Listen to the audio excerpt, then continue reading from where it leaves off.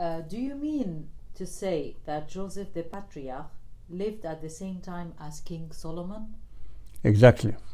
You see, the thing is, this is the confusion, and the biblical stories confuse, change the positions of different things. Let us say that Pharaoh of Egypt, whom I identify as Thutmose III, had a son from the Hebrew woman Sarah. Isaac was born in Canaan, the son of Pharaoh. And Isaac got a son called Jacob, who had the birthright, and Jacob got a son called Joseph. 3 generations: Isaac, Jacob, and Joseph. At the same time, the Egyptian Pharaoh had, from his Egyptian queen, had a son called Amenhotep II, who followed him, succeeded him, and then Amenhotep II was followed by Thutmose IV, and then Thutmose IV was followed by Amenhotep III.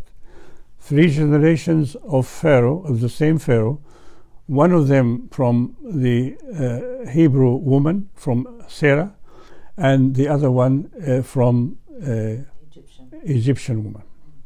Now, strangely enough, the Bible confirms that the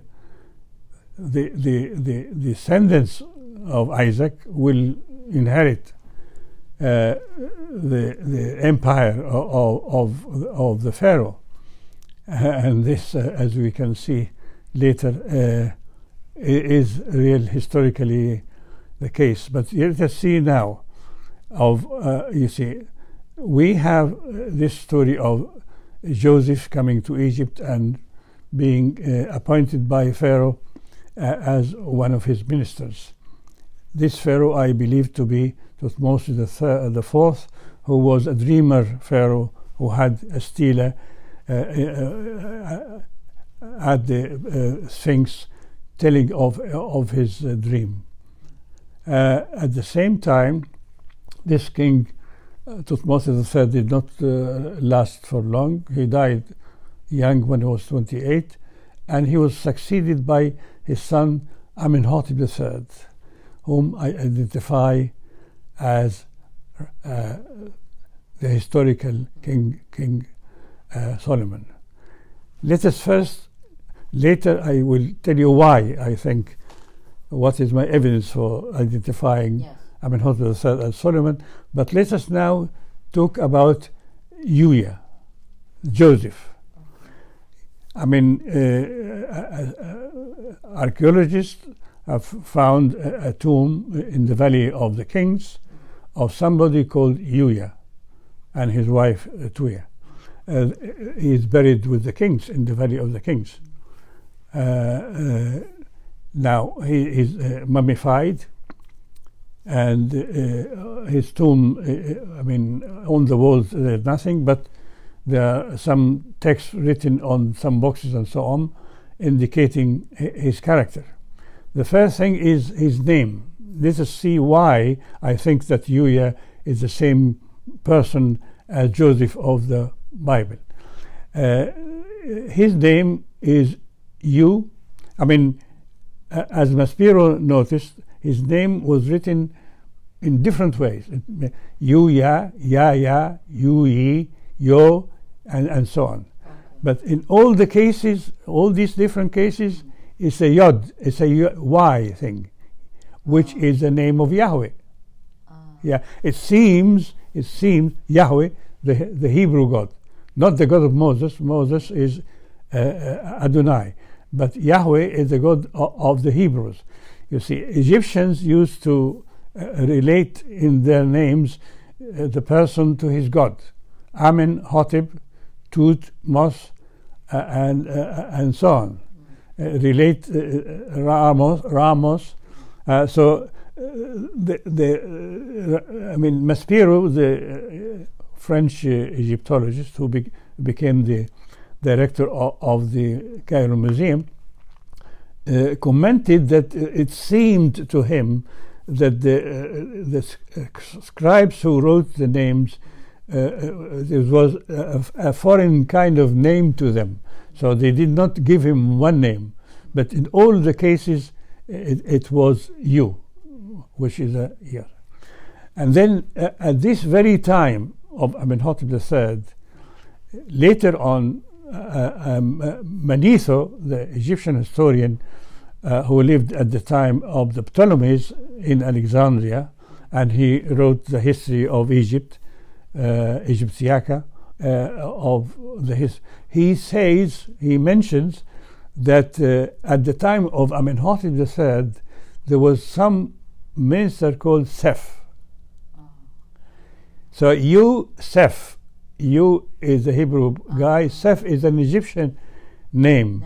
And we also know from the Bible itself that when Pharaoh appointed Joseph in his position, he gave him an Egyptian name, Zeph or Seth, Netbang.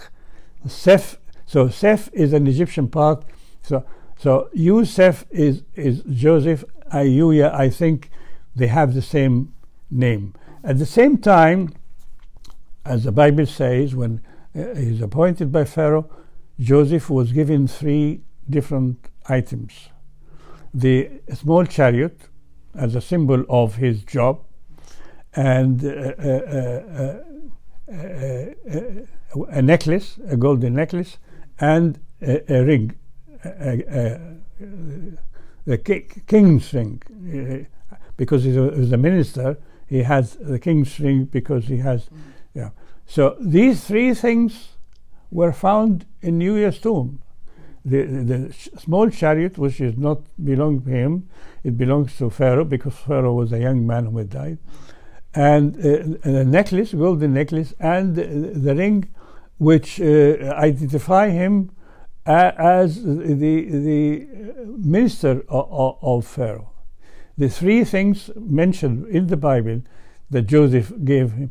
And then again, you see, although in the Bible the name of the Pharaoh who appointed Joseph in his position is not mentioned, however, we have some background elements that can help us identify. Joseph was given, as I told you, in his appointment, a chariot, which is a symbol of his job, you see. And the first time in the Bible, chariots were mentioned at the time of Joseph. And when he went out to welcome, because later on Jacob, his father, came with the Israelites, with the whole family, they came, and Joseph went with his chariot to welcome his father. So the chariot he used the chariot according to the Bible. Then again, when Jacob died in Egypt and he had to bury him in Canaan, he went out and took the charioteers with him, the whole chariot army. So he was not only using a chariot, he was responsible, and in this situation we find in the tomb of Uya that he was the general of the chariots. He was responsible for not only that, the chariots appeared earlier in the 18th dynasty in Egyptian army, but they were initially part of the army. The Moshe was the army. The chariots were in the same time connected to the army. The first time that the chariots became a special unit in the army was at the time Uya was the first one in Egyptian history of the 18th dynasty who became a general of the army as a separate unit of the. This is, and that's why in the Bible, he's given at the time of his appointment, given a chariot, indicating his job. So chariots indicating. And then again, when if you look at the mummy of Uya, because Uya's mummy, which was found in his tomb, is one of the best preserved mummies in all the history of Egypt. I saw it myself when I went to the. I mean, it's dark. I mean, coffee kind of brown, but I thought he would just he could be living. I mean, with his beard. A small. Hair coming from his beard. I mean, although he's not in the Osiris kind of situation, he was like that, as if he was giving himself the thing. But and then the important thing here, obviously, the Bible is a mythological thing, a story account, like all the all the religious books makes a story and exaggerate and give it change and so on. The Greek mythology is the same with Hercules and so on. So the story of Joseph, as if he was sold by his brothers and so on to come to Egypt, it in reality, in the background of it, the historical background of it, is that this young boy was dreaming all the time. Why was he dreaming to be the ruler over his sons? Yes. I mean, he believed his father's message, who took the birthright from his brother, that this birthright, means something. This birthright meant to him, as he must have been told, that his grandmother, Sarah, was married to a king of Egypt. So, it is not just by a dream, it is by something he believed in, because he took it from his father, who got the birthright from his brother. So, he must have come to Egypt in purpose. Or maybe his brothers sent him to Egypt because they didn't believe this guy, and they want to punish him. Okay, go to Egypt as a slave if you want to. You're telling us you're going to be an important person. But he came to Egypt. However, it seems to me that the Egyptian Pharaoh was able to accept, to agree that Joseph was the descendants of his own grandfather, that Pharaoh Thutmose III, his grandfather, was the same grandfather of Joseph. That's why he connected him to the royal palace, and he even married his own daughter. Joseph had a daughter, Yuya had a daughter called Tai, and the king married his daughter. But the king could marry many women, but in this case he insisted, although he had already married, Amenhotep III, he had already married his sister, who was a baby at the time because her father died young. Her sister was a baby, but he had to marry her to get his right to the throne. He married his sister, but he fell in love with Tai, the daughter of Yuya, and he married her, and he insisted to make her a queen. And if you see the statues of Tai, Queen Tai, if you go to the Cairo Museum, it's a great, huge statue at the lower floor with Amenhotep III and Queen Tai sitting at the same size. It was the first time the Egyptian queen appears in the same size as the king of Egypt. So he loved her, and against the wills of the priesthood, he forced her to be his queen, rather than, obviously Sitamon was also, so he had two queens, you see. He had other women, he had many other women, but none of them could be a queen, except Tai and obviously Sitamon. Amenhotep is King Solomon. This is King Solomon. But however, in order to identify, to tell you why I believe that Amenhotep III was King Solomon. So Joseph and King Solomon were at the same time, you mean? Joseph, it was Solomon who united the two branches of Pharaoh's descendants. from the Canaanite Hebrew tribe, Sarah, descendants of Sarah. Were they related by blood, you think?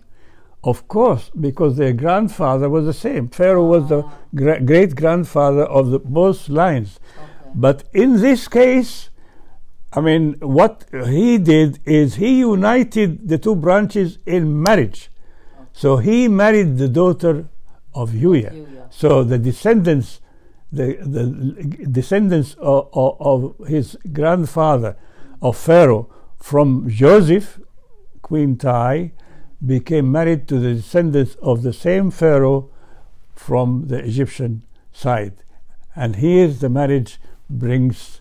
So they were cousins, you mean? And then he married and the daughter of Uya as well. Of Uya, of Joseph, yes.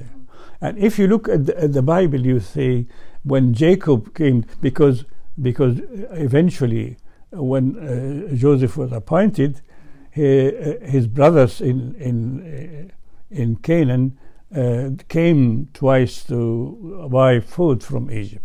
And he went to Pharaoh, Joseph went to, according to the story, and he told him that he would like to bring his family to Egypt. So Pharaoh of the time, Pharaoh agreed so Jacob came to Egypt, and he even met Pharaoh and blessed him, you see. And obviously this is recorded in the Bible. However, they say that Jacob, who brought all the family, his family of the Israelites, because Jacob, before coming to Egypt, got a new title, a new name, Israel. Israel. Okay. I mean, his name is Jacob, but just before coming to Egypt, the Lord... Why they called him Israel? Israel. Yisra is to rule. El is the name of Elohim, the Jewish God. So Yisrael means... To rule by the name of... El rules. Means this is a royalty kind of thing. Yeah, like Ra and Ammon. Now Elohim has become a king. This is just become before Jacob comes to Egypt. He got this name, Yisrael. Jacob is name. So when he came to Egypt, the Bible says he brought all his family, and all his family, including Joseph and his two sons, Ephraim and Manasseh. Joseph and his two sons. The number of the whole family is 69. 69. No, sorry. 70. Joseph is 70. And they mention the name in the Bible, in the book of Genesis, all the names. If you read the names of these names, the total is 79. 79. Not 70.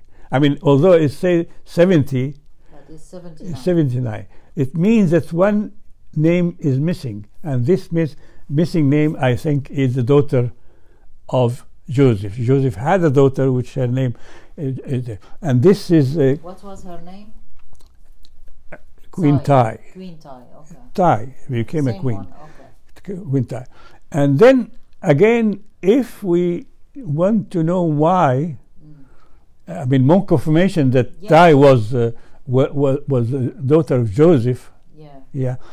Joseph, when he wanted to, for instance, to ask the king for something, he didn't go to the king directly. He went to the queen.